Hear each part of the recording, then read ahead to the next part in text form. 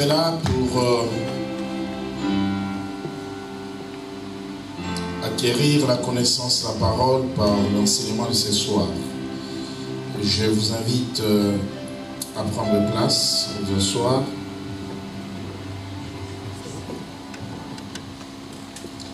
Comme annoncé, nous voulons ce soir ouvrir un grand chapitre qui concerne la délivrance de malédiction.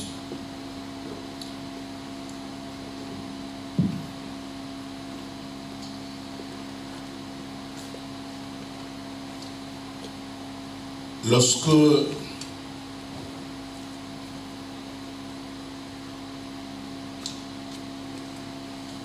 nous regardons la parole de Dieu, la Bible nous conduit à comprendre de manière spirituelle le monde dans lequel nous vivons, nous marchons. Ce qu'un enfant de Dieu doit premièrement savoir, c'est que il existe deux sortes de forces.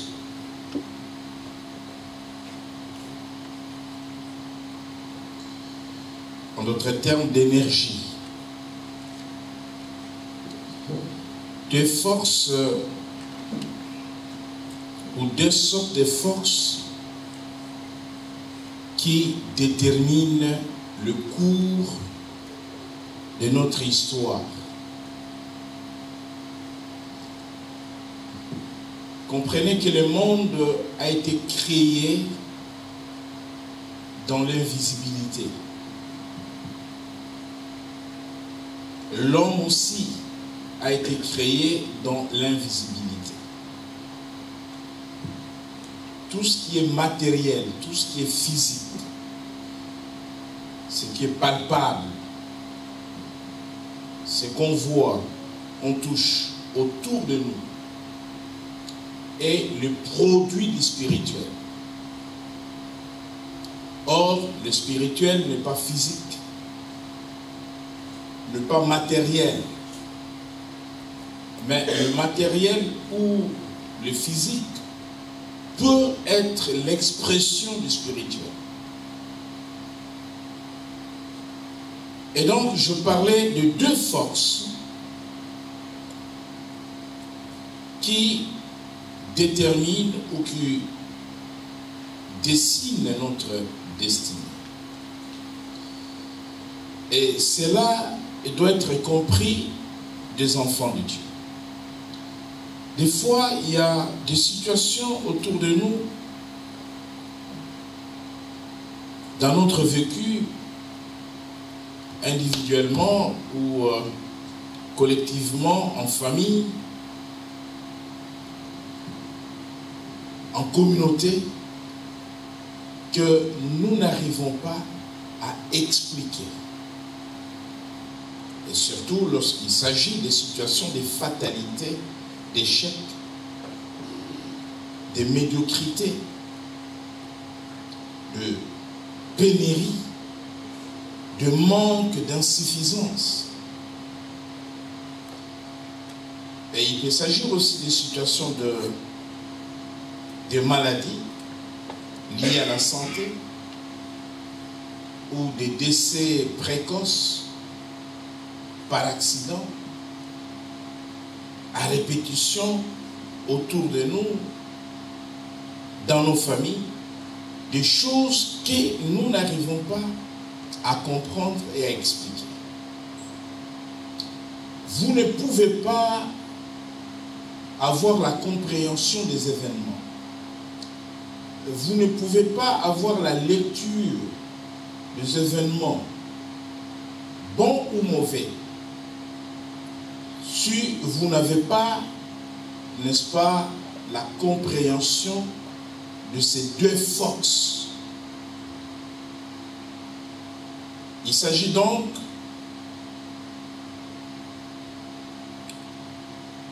des choses visibles, premièrement, et des choses invisibles. Lorsque nous lisons la parole de Dieu dans 2 Corinthiens. 2 Corinthiens chapitre 4, versets 17 à 18, je lis la parole du Seigneur. Car nos légères afflictions du moment présent produisent pour nous, au-delà de toute mesure, un poids éternel de gloire. Parce que nous regardons non point aux choses visibles, mais à celles qui sont invisibles. Car les choses visibles sont passagères et les invisibles sont éternelles. Amen. Nous regardons non point aux choses visibles, mais à celles qui sont invisibles. Les choses visibles sont transitoires ou passagères, mais les choses invisibles sont éternelles. Dieu est invisible. Il est éternel. Mais les choses que lui a rendues visibles, telles que la terre, le monde, les hommes, ces choses ne sont pas éternelles. Souvenez-vous de ce que la Bible dit.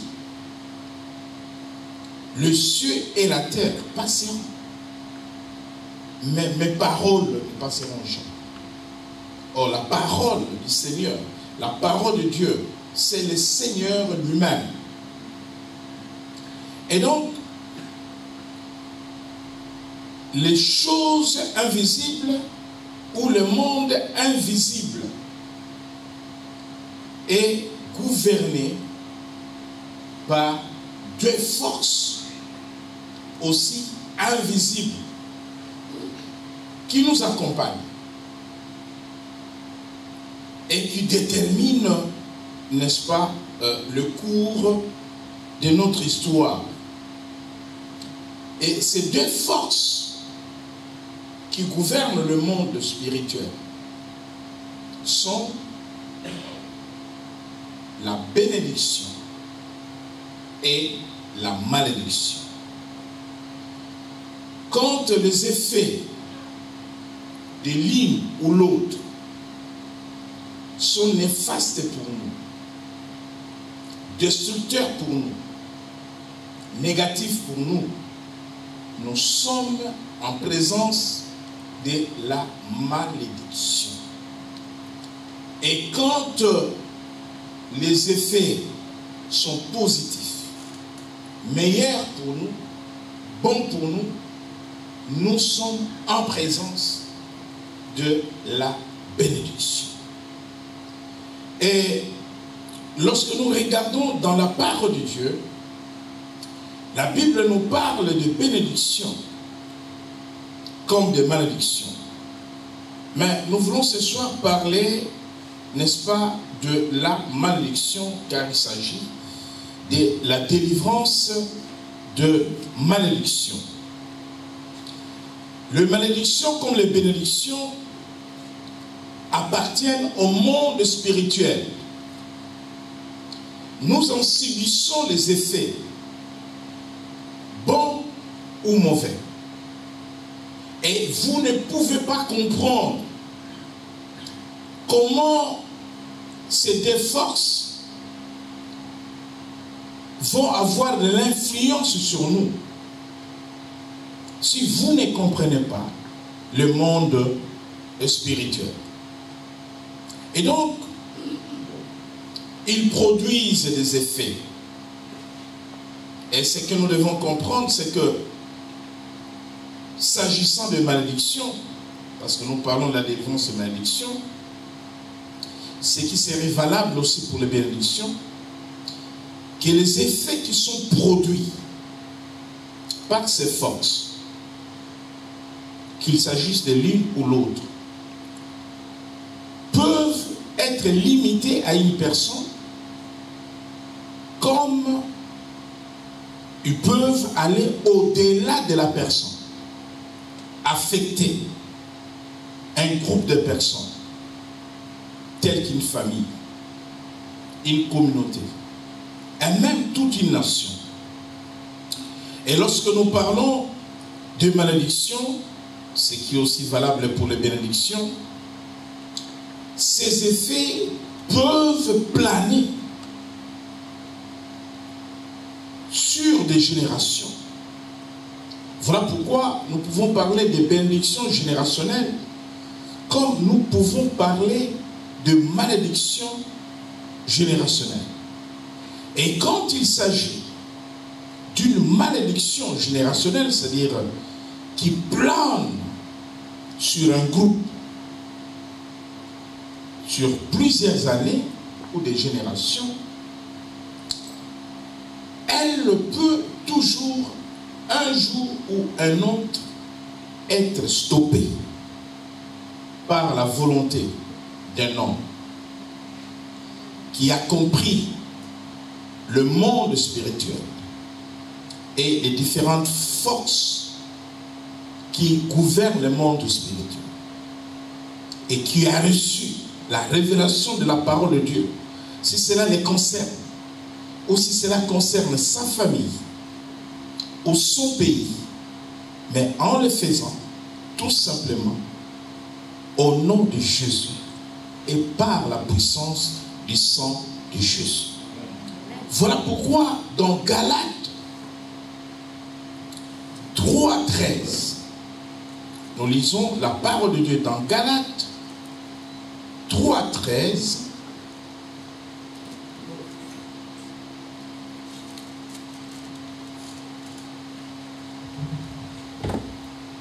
Galates chapitre 3 verset 13, je lis la parole du Seigneur. Christ nous a rachetés de la malédiction de la loi, étant devenu malédiction pour nous. Car il est écrit, maudit et quiconque est conduit au bois. Et donc la Bible nous annonce une promesse merveilleuse pour nous. Christ nous a rachetés de la malédiction de la loi, étant devenu malédiction pour nous, car il est écrit maudit et quiconque est pendu au bois. L'une des raisons qui a fait que Christ soit pendu, meurt sur un bois tel que le Père l'a voulu, c'était pour qu'il porte nos malédictions. Parce que c'est lui, selon la loi, qui était pendu au bois, était maudite ou mourait sous la malédiction. Donc, je voudrais ici dire qu'une malédiction peut être stoppée. C'est la raison d'être de cette délivrance de la malédiction.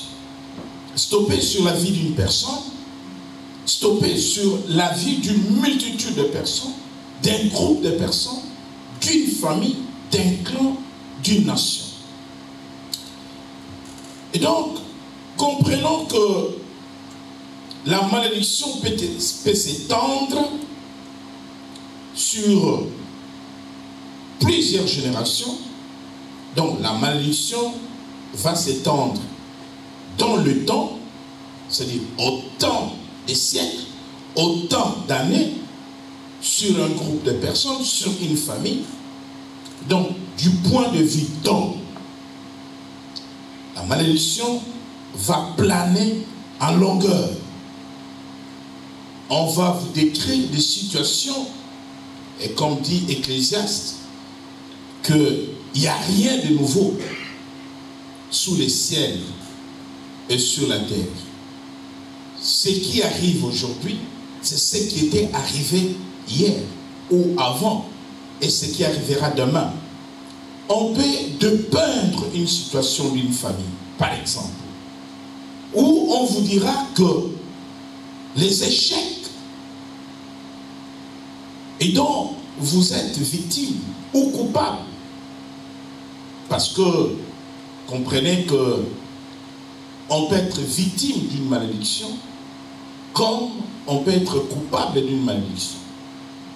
Victime lorsqu'il s'agit des effets considérés comme des liens inconscients, une malédiction qui s'abat sur une famille et comme par hasard vous vous retrouvez dans cette famille où vous êtes né. C'est-à-dire que la malédiction a couvert la famille avant votre naissance. Vous naissez sous cette malédiction et elle vous accompagne. Et donc, c'est indépendamment de votre volonté. On va dire, vous êtes victime d'une malédiction. La notion de la culpabilité, vous êtes coupable, c'est que là, il s'agit d'une malédiction individuelle. Conséquence de vos péchés ou conséquence de vos pratiques occultes, vous, individuellement. Et voilà, à cause de l'idolâtrie, par exemple, une malédiction qui va s'abattre sur votre vie. Donc, si les malédictions peuvent s'étaler comme ça dans les temps, elles peuvent aussi s'étaler dans l'espace. Lorsque nous allons dans les livres de Zacharie, et dans les temps, par exemple, dans Exode,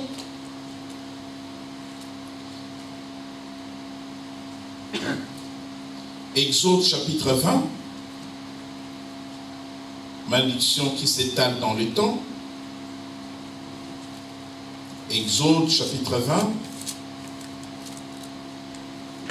lisons le verset 5. Exode chapitre 20, verset 5, j'ai la parole du Seigneur. Tu ne te prosterneras point devant elle, et tu ne serviras point.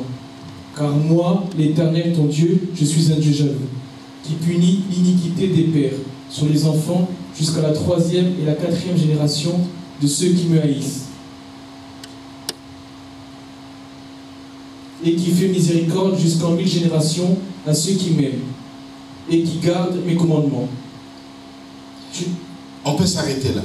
Qui punit, revenons sur le verset précédent, qui punit l'iniquité. Tu ne te prosterneras point devant elle, et tu ne serviras point, car moi, l'Éternel, ton Dieu, je suis un Dieu jaloux, qui punit l'iniquité des pères sur les enfants, jusqu'à la 3e et la 4e génération de ceux qui me haïssent. Merci. Là, il s'agit de la malédiction venant de Dieu. Parce que comprenez que dans le domaine de la malédiction, une malédiction peut venir de Dieu sur la vie d'une personne, ce qui est fondamentalement biblique, et nous verrons cela dans certains passages de la Bible, comme une malédiction peut venir d'une tierce personne sur la vie d'une personne, telle que les sorciers, le magicien, ou n'importe quel occultus qui a le pouvoir, un droit de regard sur la vie d'une personne afin de le maudire, de les rendre malheureux. Donc, et dans les cas d'Exode 25, c'est une malédiction que Dieu prononce sur un méchant, mais il dit que cette malédiction irait jusqu'à la 4e génération. Donc, une malédiction peut s'étaler dans le temps, dans l'espace. Dans Zacharie, au chapitre 5, une malédiction qui part d'une personne et qui touche un nombre de personnes, n'est-ce pas, important autour d'elle. Zacharie chapitre 5, à partir du verset 1er, Zacharie chapitre 5, verset 1er. Je levai de nouveau les yeux et je regardai. Et voici, il y avait un rouleau qui volait. Il me dit, que vois-tu? Je répondis, je vois un rouleau qui vole. Il a 20 coudées de longueur et 10 coudées de largeur. Et il me dit, c'est la malédiction qui se répand sur tout le pays, car selon elle, tout voleur sera chassé d'ici. Et selon elle, tout parjure sera chassé d'ici. Je la répands, dit l'Éternel des armées, afin qu'elle entre dans la maison du voleur, et de celui qui jure faussement en mon nom, afin qu'elle y établisse sa demeure, et qu'elle la consume avec le bois et les pierres. Merci. Donc, au vu de ce texte, voilà une malédiction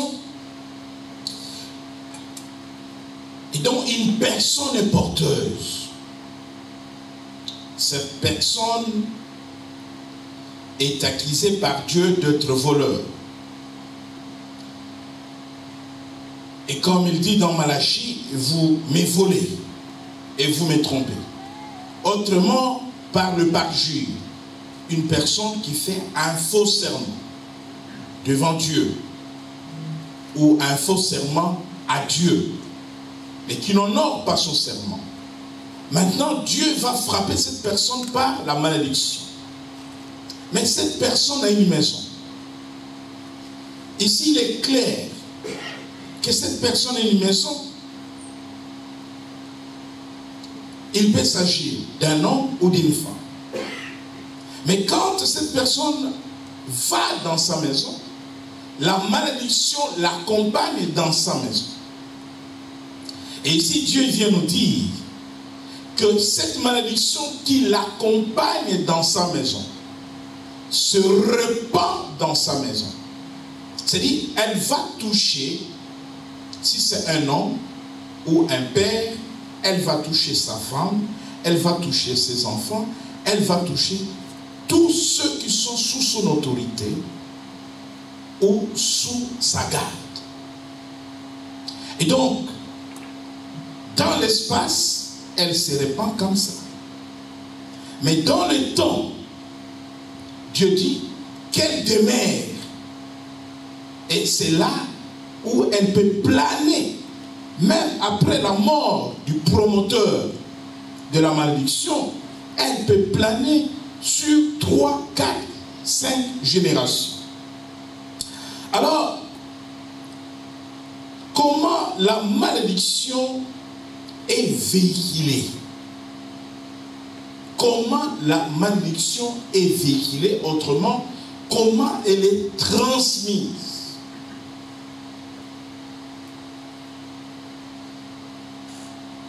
Je n'ai pas cherché les dictionnaires, mais je pense que c'est simple. Lorsque nous prenons le mot, même malédiction, nous pouvons couper ces mots en mal et diction. Diction, c'est tout ce qui est en rapport avec la parole prononcée ou la parole dite. Donc, le premier élément des transmissions de la malédiction, c'est la parole. En ce qui concerne la parole, premièrement, la parole va être prononcée. Elle va être prononcée par celui qui souhaite le malheur à l'autre, ou celui qui veut la mort de l'autre, ou celui qui veut l'échec de l'autre, ou celui qui veut la souffrance de l'autre. Souvenez-vous quand Balak, le roi de Moab, a envoyé des émissaires chercher Balaam, le voyant, pour qu'il vienne maudire le peuple d'Israël. La Bible nous dit dans le livre de Nombres que alors que Balaam prononçait de paroles de malédiction en direction des enfants d'Israël, Dieu transformait les paroles de malédiction de Balaam en bénédiction. Et Balak entendait Balaam bénir Israël. Et d'ailleurs, à un moment donné, il va l'interpeller. Parce qu'il a reçu ces cadeaux. Il avait été payé pour venir faire ce travail-là. Donc, la malédiction est véhiculée par la parole. La vie et la mort sont au pouvoir de la langue. La parole peut bénir, comme la parole peut maudire. Alors, par ces moyens de la parole, premièrement, il y a la parole prononcée, mais il y a aussi une parole intérieure qui ne sort pas de la bouche de celui qui maudit. Mais de l'intérieur, il maudit la personne à laquelle il souhaite voir un malheur, n'est-ce pas, s'apaiser sur elle. De l'intérieur, il maudit sans parler. Et mais c'est un moyen de véhiculer la malédiction. Et en ce qui concerne l'usage de la parole ou de la langue, en ce qui concerne le pouvoir, la puissance qu'il y a dans la parole, les livres de Proverbes nous avertissent suffisamment. Nous pouvons aller voir dans Proverbes chapitre 11 par exemple, 11, 9. Proverbes chapitre 11 verset 9, j'ai la parole du Seigneur. Par sa bouche l'impie perd son prochain, mais les justes sont délivrés par la science. Par sa bouche l'impie perd son prochain. C'est-à-dire par l'usage de la parole. Proverbe 12, 18. Proverbe 12, verset 18. Tel qui parle légèrement blesse comme un glaive, mais la langue des sages apporte la guérison. Tel qui parle légèrement blesse comme un glaive, mais la langue des sages apporte la guérison. Donc la bonne parole, la parole de bénédiction guérit. Proverbe 15, 4. Proverbe 15, verset 4. La langue douce est un arbre de vie, mais la langue perverse brise l'âme. La langue perverse, la langue mauvaise, méchante, brise l'âme de quelqu'un. C'est la malédiction. Proverbe 18, 21. Proverbe chapitre 18, verset 21. J'ai la parole du Seigneur. La mort et la vie sont au pouvoir de la langue. Quiconque l'aime en mangera les fruits. Nous en avons parlé. Et vous pouvez lire à la maison dans Jacques, où le frère Michael va lire Jacques, chapitre 3, verset 5 à 6.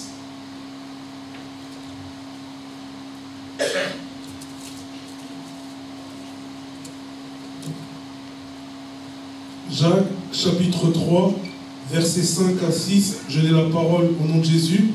De même, la langue est un petit membre. Elle se vante de grandes choses. Voyez comme un petit feu peut embraser une grande forêt. La langue aussi est un feu. C'est le monde de l'iniquité. La langue est placée parmi nos membres, souillant tout le corps et enflammant le cours de la vie, étant elle-même enflammée par l'AGN. Et donc, nous comprenons que la langue peut bénir, comme elle peut maudire. Et il est important que ces choses soient comprises et ne soient pas prises à la légèreté. Nous ne parlons pas encore de la délivrance ce soir, mais je puis vous dire que lorsque nous lisons la parole de Dieu dans Ésaïe au chapitre 54, verset 17.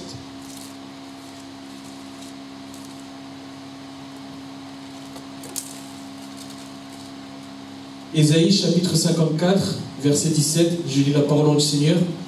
Toute arme forgée contre toi sera sans effet, et toute langue qui s'élèvera en justice contre toi, tu la condamneras. Amen. Amen. Donc, nous ne sommes pas encore à la délivrance. Mais voilà par exemple une arme de guerre pour un enfant de Dieu.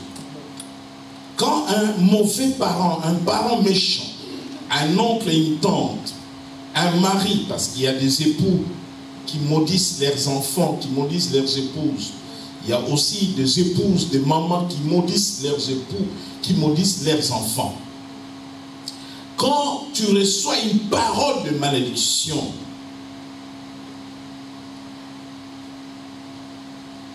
la malédiction est véhiculée par la parole. Ce n'est pas parce que tu es enfant de Dieu, tu es chrétien, que tu dois laisser cette parole qui est sortie de la bouche du méchant avoir un effet sur toi. Ne te dis pas que automatiquement elle n'a pas d'effet. Non. La Bible dit toute arme forgée contre toi. Il y a deux choses dans ce texte. Toute arme forgée contre toi est sans effet. Là, tu n'as rien à faire. C'est automatique.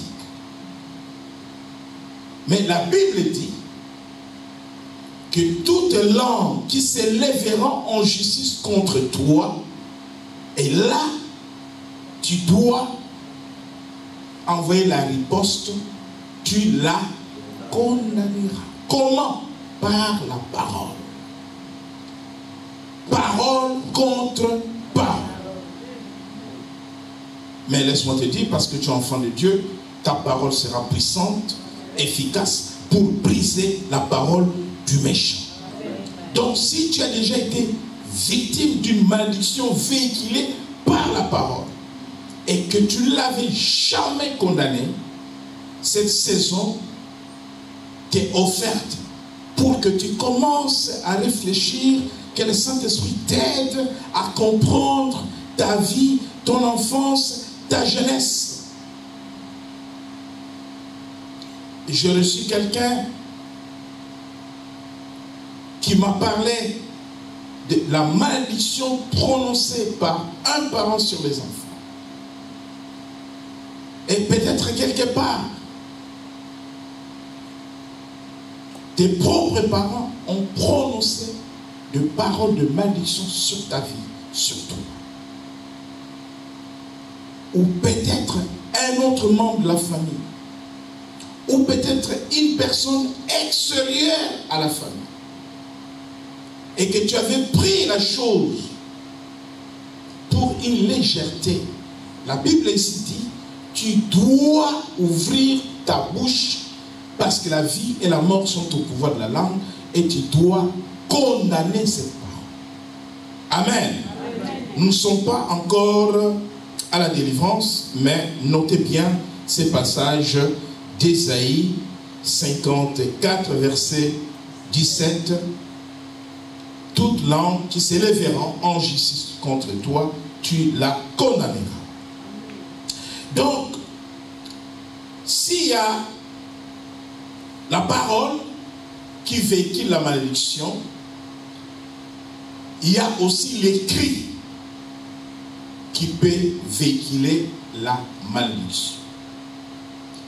Il y a des malédictions qui viennent sur les générations futures, ou sur des clans, ou sur le peuple, ou sur les nations. Quand je parle des nations, souvent, je parle de roi, je parle de président. Celui qui a la tête d'une nation peut engager son peuple dans le bénédiction comme dans le malédiction. Par l'écrit, il y a eu de pactes dans la famille. Quelqu'un a été prêtre de Satan dans la sorcellerie, dans la magie noire, dans le vaudou, dans de l'auge, et que par écrit, il a pactisé avec Satan, sans que qui que ce soit les sache et soit au courant. Les paroles s'envolent, mais les écrits restent. Il n'y a pas que la parole qui véhicule la malédiction dans la vie d'une famille ou d'une nation, il y a aussi des engagements pris par écrit auprès de Satan. Il y a des formules maçonniques, il y a des formules magiques, même dans des prestations d'engagement ou des serments dans certains milliers. Il y a des serments maçonniques, magiques, par écrit. Et la plupart de ces écrits, de ces textes, lorsqu'il s'agit de pacte de sang, on va vous demander de déchirer, n'est-ce pas, votre peau et d'écrire avec votre propre sang. Et donc, si par révélation, le Seigneur vous amène à comprendre qu'il y a eu de personnes qui ont pratiqué la magie, l'occultisme dans la famille, lorsque nous arriverons à la délivrance, et d'ailleurs ce vendredi nous aurons le culte de délivrance ici, et il faut aller déchirer tous les contrats. Il faut aller déchirer par la puissance du sang de Jésus tout ce qui a été écrit sur la famille, sur la nation, sur la vie des filles, sur la vie des garçons, tout ce qui a été écrit. Ça se trouve quelque part, ça peut se déchirer. Et là nous avons une promesse du Seigneur où il dit, il a effacé l'acte dont les ordonnances.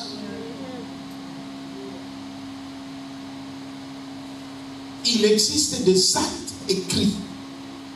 Et des fois, depuis des générations. Voilà pourquoi quand vous demandez à Dieu de vous révéler des choses cachées, quand il y a des choses qui ne vont pas autour de vous, Dieu peut vous amener de telles révélations. Donc, si vous avez connu des gens autour de vous, dans la famille, qui ont pratiqué l'occultisme, la magie, ce sont des choses avec des contrats par écrit qui peuvent laisser de malédictions qui vont s'abattre sur les générations futures. Troisième moyen de transmission de malédiction. Nous avons dit par les paroles, par ce qui est écrit, et par les paroles, il y a deux formes de paroles. Il y a de méchants qui ne prononcent rien, mais de l'intérieur qui maudissent. De l'intérieur, il maudit.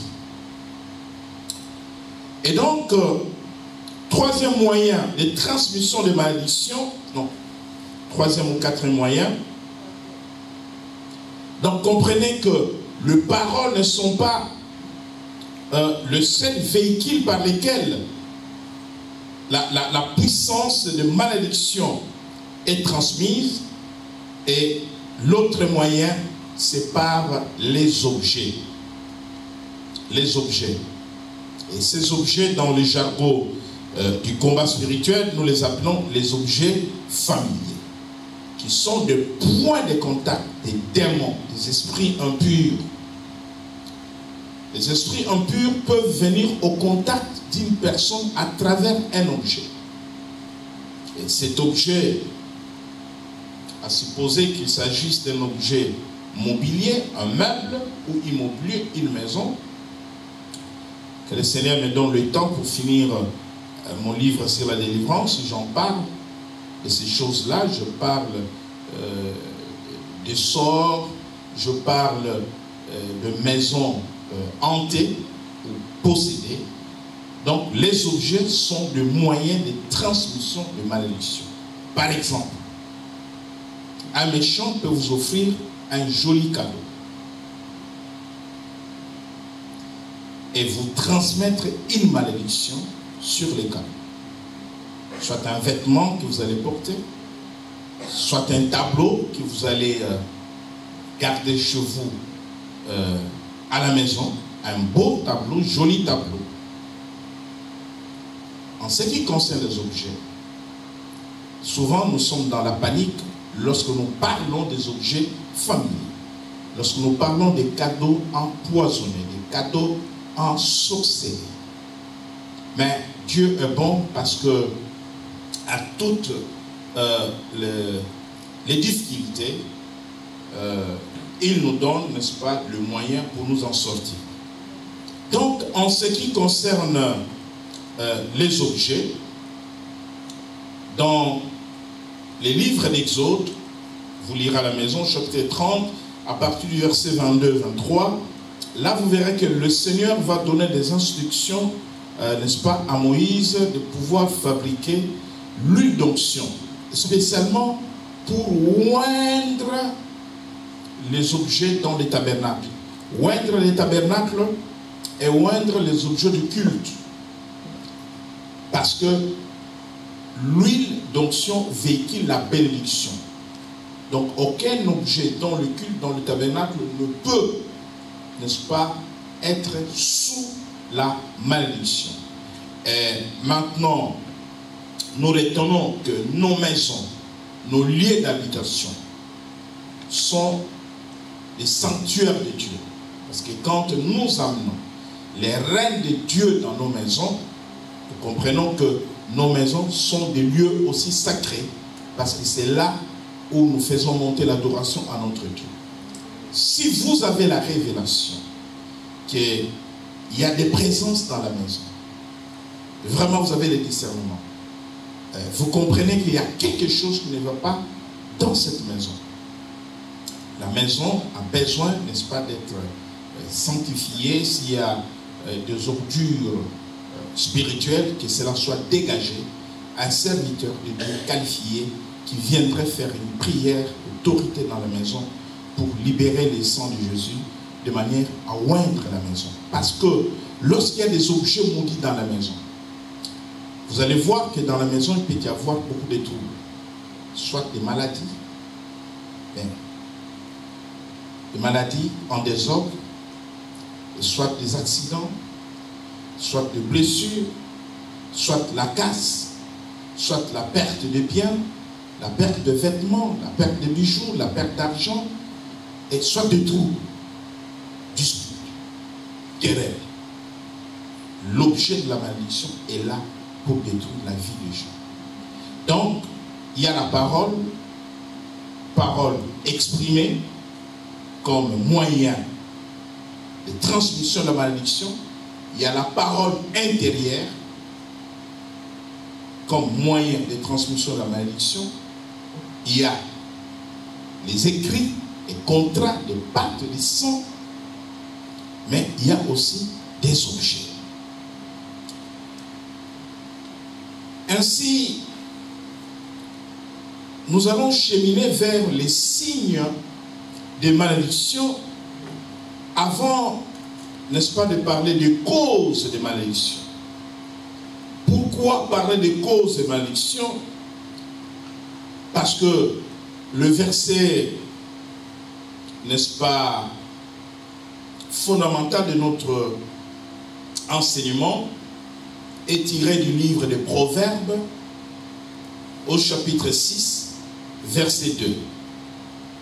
Proverbes chapitre 6, verset 2, nous lisons: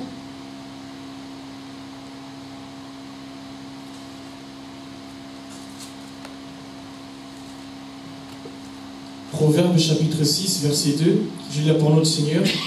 Si tu es enlacé par les paroles de ta bouche, si tu es pris par les paroles de ta bouche, fais donc ceci, mon fils. Dégage-toi, puisque tu es tombé au pouvoir de ton prochain. Va, prosterne-toi et fais des instances. Proverbe 26, verset 2. Proverbe, chapitre 26, verset 2. Comme l'oiseau s'échappe. Proverbe, chapitre 26, verset 2. Comme l'oiseau s'échappe, comme l'hirondelle s'envole. Ainsi, la malédiction sans cause n'a point d'effet. Très bien. Je vais procéder à donner quelques signes. Mais ce n'est pas de la mathématique.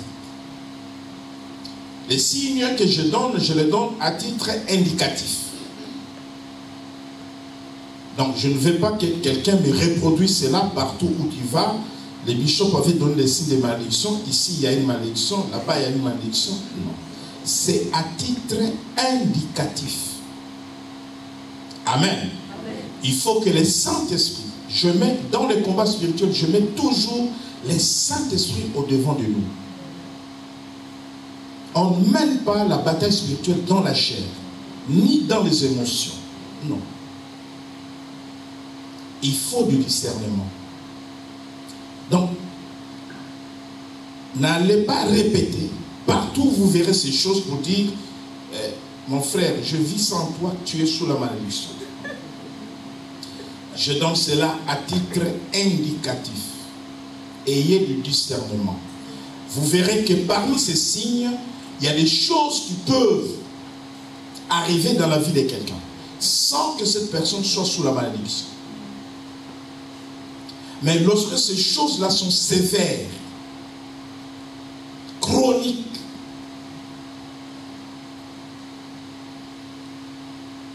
se répètent, vous observez le monde autour de vous, vous observez la famille, vous observez vos soeurs, vos cousines, vos cousins, vos neveux. Dieu, par le Saint-Esprit, va vous donner le discernement en ce moment-là de comprendre que ce n'est pas normal, qu'il y a un problème. Et là, vous arriverez à une conclusion pour dire non, il y a une malédiction dans cette famille. Ce n'est pas possible. Mais maintenant, parce que vous trouvez qu'il y a une malédiction, qu'est-ce que vous avez fait? Vous avez fait votre diagnostic. Mais la malédiction, vous ne pouvez pas la briser sans en savoir sa cause. S'il n'y a pas de cause, la malédiction n'a pas d'effet. S'il y a des faits, c'est qu'il y a une cause. Amen. À titre d'exemple, on m'amena dans une maison, je crois avoir donné cet exemple déjà, où une femme a eu à perdre 4 enfants successivement. Fausse couche, fausse couche, fausse couche. Et à chaque fois, au 4e mois,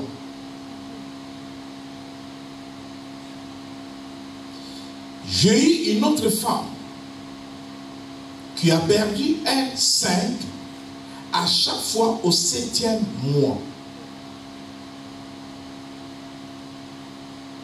Donc, toute fausse couche n'est pas synonyme de la malédiction. Ça peut arriver. Une fois, ça peut arriver.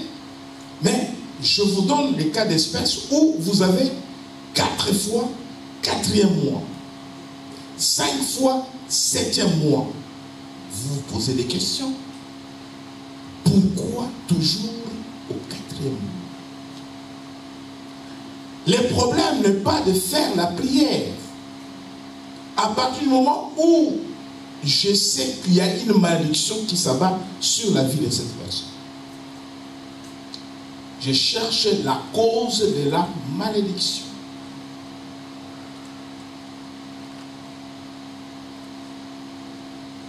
Et à partir du moment où je vais trouver la cause, selon la cause, la délivrance nécessite-t-elle une repentance pour la personne maudite? Oui, on va recommander à la personne de se répandre. La délivrance ne nécessite pas une repentance, parce que dans la situation que je suis en train d'examiner, la personne est plus victime que coupable.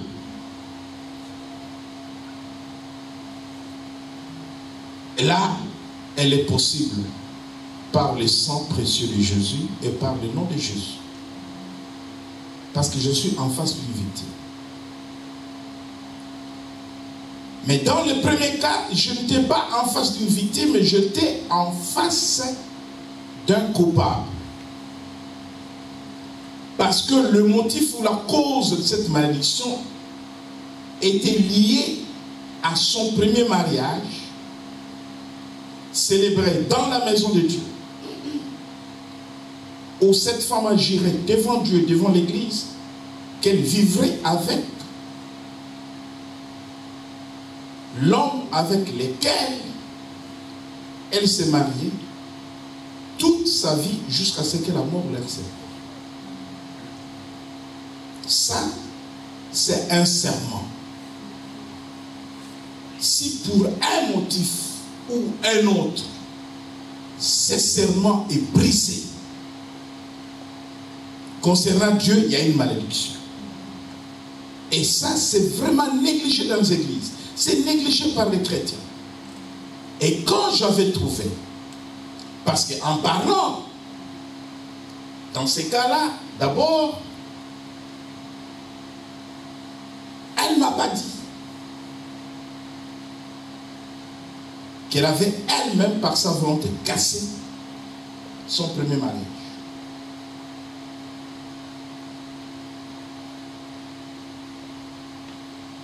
Le Saint-Esprit m'a révélé une question. Et je lui ai posé la question. 4 fausses couches, 4 mois. Mais avant les 4 fausses couches, n'avais-tu pas auparavant eu un enfant? Et le Saint-Esprit me dit, pose cette question. Et je pose la question. Elle me dit oui. Ah, et l'enfant est vivant? Oui. Ok. Et cet enfant est où? Avec son père. Et comment tu as quitté son père? Quand elle a expliqué les circonstances de sa fuite de la maison conjugale, j'ai compris que la malédiction s'est abattue à 2 niveaux. Le serment fait à l'église. Hein? Deuxième niveau, la malédiction prononcée par cet homme. Parce qu'elle a laissé l'homme avec un bébé de 2 mois, direction aéroport, parti en Europe. Et là, il fallait réparer d'abord. Au premier niveau, avec Dieu, c'est la repentance. Mais au deuxième niveau, avec l'homme qui avait parlé, c'est la réconciliation. C'est des choses faites, on a plié, elle n'avait pas perdu sa grossesse. Oui, ça demande beaucoup de discernement, beaucoup d'intelligence spirituelle.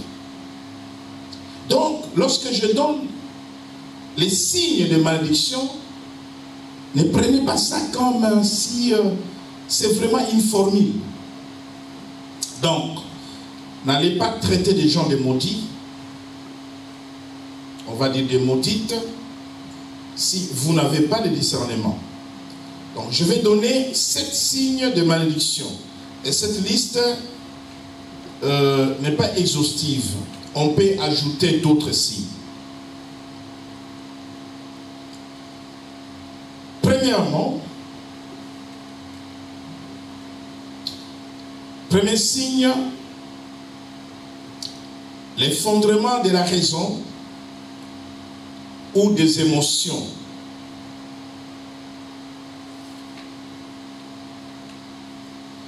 Ici, il s'agit de la dépression mentale.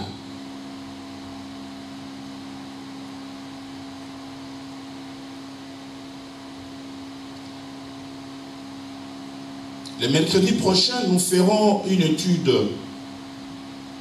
comparée entre la malédiction prononcée par Dieu sur ceux qui désobéissent dans le livre de Deutéronome et les signes de malédiction courants que nous voyons dans la vie de tous les jours. Donc la dépression mentale, lorsque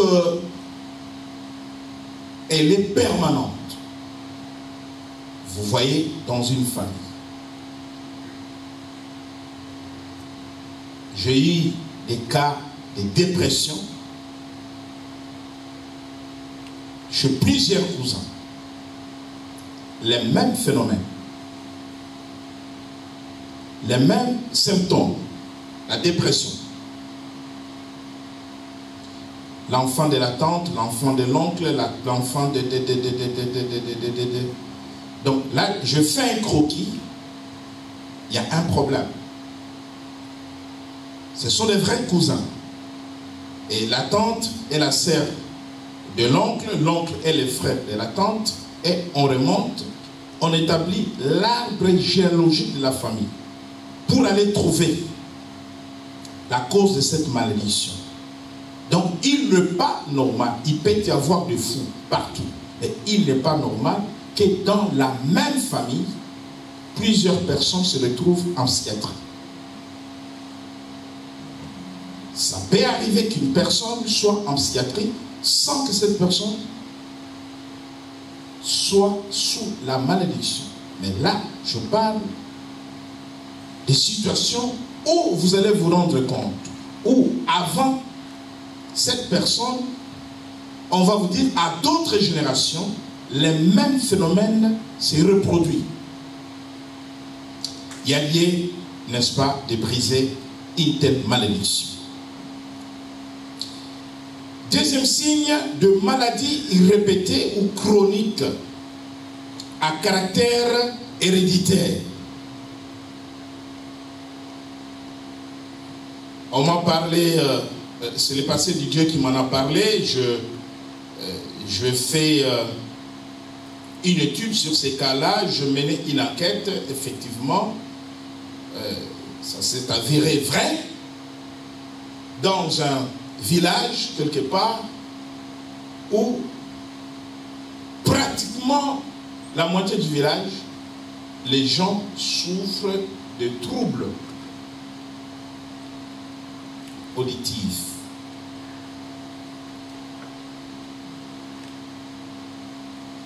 Dans le village. Sourds-muets. Beaucoup de sourds-muets. Mais quand on remonte à leurs ancêtres, on raconte une histoire en rapport avec cette situation. Là, il faut une délivrance collective, une délivrance même de la terre, une délivrance territoriale. Maladie répétée ou chronique.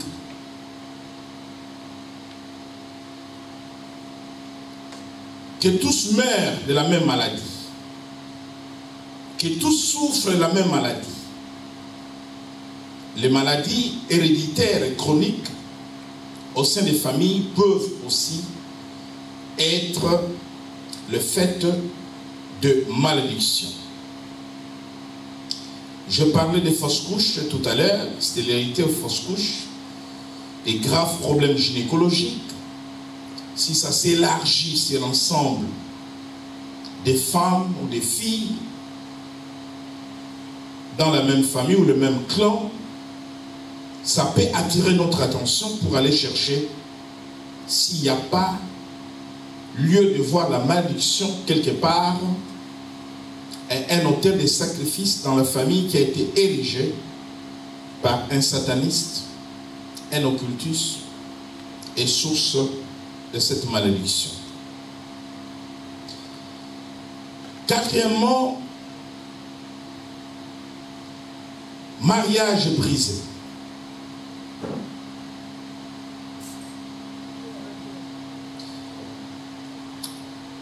Il y a quelques années, une de mes collègues du travail me disait, je vis avec mon copain, mais nous n'irons pas à la mairie. Parce que dans ma famille, quand tu vas à la mairie, tu divorces. Dans sa famille, tu vis avec un homme normal, vous vous entendez bien. Mais quand cet homme t'amène à la mairie, c'est fini.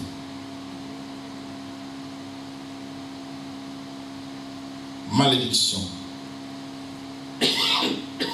Mariage brisé. On peut voir des cas de mariage brisé alors qu'on n'a rien à reprocher aux personnes qui sont victimes des échecs et dans le mariage, mais aller trouver une malédiction quelque part nécessitant, n'est-ce pas, une délivrance.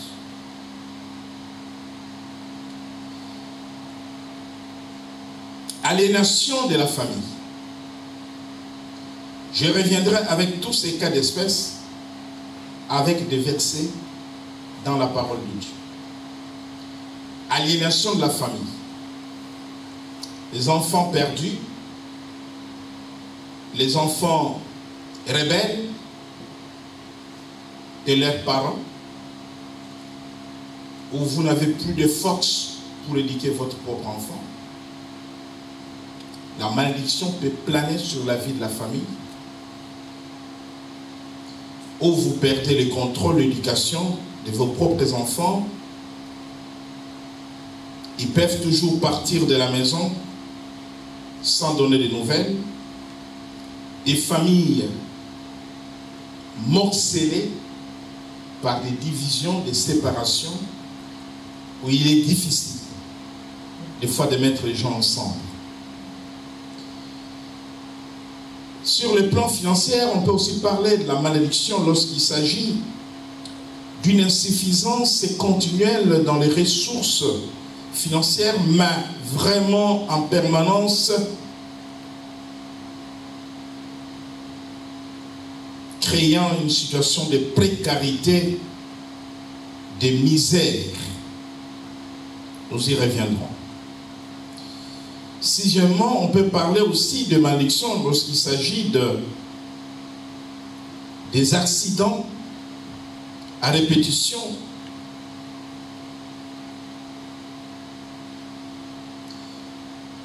On a vu des destinées de meilleurs sportifs brisés à cause des blessures. Tous les 3 mois, tous les 4 mois, finalement, un sportif qui avait un avenir meilleur, à cause des accidents, à cause des blessures, se voit écarté des terrains. Mais il peut s'agir des accidents, morts par accident, route, naufrage, avion. Je crois vous avoir parlé des malédictions des familles, telles que la famille de Kennedy, aux États-Unis, où tous sont morts, soit par accident, soit par assassinat. Enfin, il peut s'agir d'une situation de suicide. Beaucoup de suicides dans la famille. Ça peut arriver une fois. Ça peut arriver.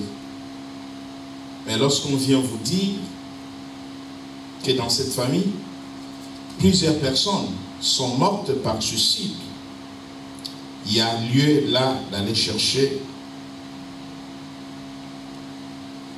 un lien de malédiction. Mort non naturelle, mort précoce, mort prématurée. Je priais quelque part pendant les services, je priais sur un jeune homme, et étant donné que c'était un enfant mineur, je demandais d'approcher sa mère pour en savoir plus.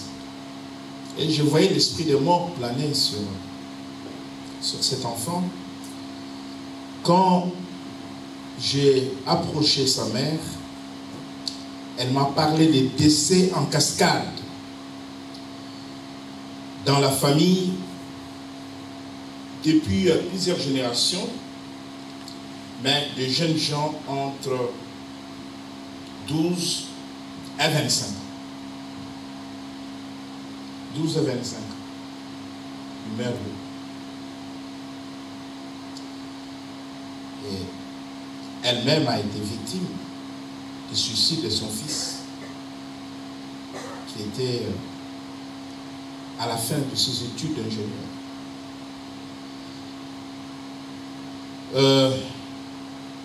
Ces jours-là, le Saint-Esprit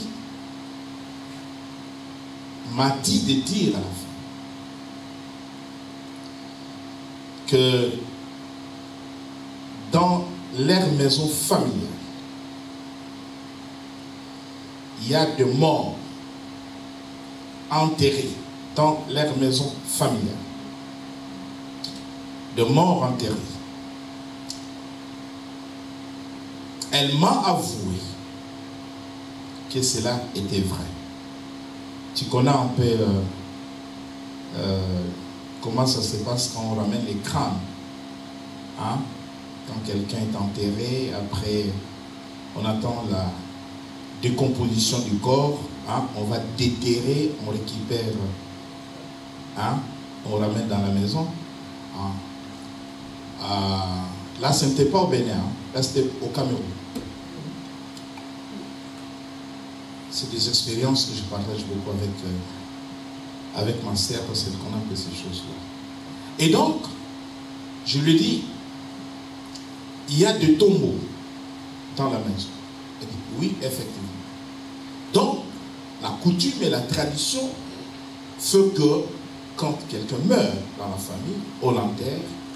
Après des mois, on calcule un peu le temps que les corps se décomposent, on va au cimetière, on va déterrer, on prend juste la tête qu'on ramène à la maison.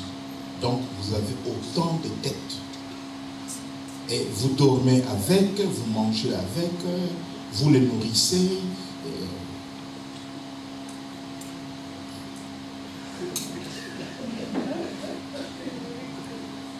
Et je lui montre dans la parole de Dieu que la famille a fait le pacte avec la mort. Et tous ces jeunes entre 12, 13, 25 ans, c'est chaque année. Voyez-vous, ça, ce sont des malédictions, n'est-ce pas, qui se traduisent par des morts précoces. Morts non naturelles. Donc, voici ces quelques signes. La liste elle est longue, hein, mais j'ai donné quelques indications. Nous reviendrons pour voir cela aussi dans la parole de Dieu, mais pour examiner les causes de malédiction. Parce que quand vous avez les causes, la dernière étape, c'est la délivrance. Amen. Amen. Je vous invite à venir au culte de délivrance. C'est vendredi. Et laissez-moi vous dire que nous avons tant de promesses dans la parole de Dieu qu'ayant reçu Jésus-Christ comme Seigneur et Sauveur, que nous ne pouvons pas demeurer sous les malédictions ni sous les effets des malédictions. Dans le nom de Jésus. Dans le nom de Jésus. Et que pendant cette saison, Dieu va révéler à chacun ce qui ne va pas autour de sa vie et que cela sera brisé. Que le Seigneur vous bénisse. Vendredi à 19h. Personne n'est comme lui. Personne n'est comme personne.